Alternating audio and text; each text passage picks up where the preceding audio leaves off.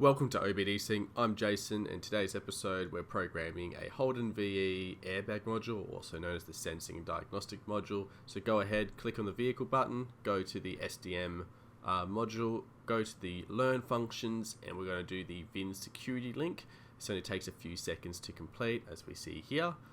Once we've completed this action, our next one is to do the SDM Primary Key Learn. This is the linking between the Airbag module and the Body Control module. So once we click on it, again, only a few seconds to complete. We'll have our little pop-up afterwards to indicate that we've done.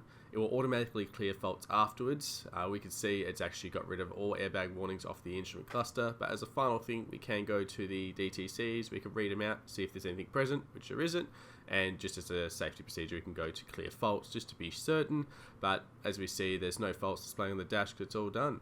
That's it for now. Thanks for watching. Make sure to like and subscribe, otherwise, we'll see you next time.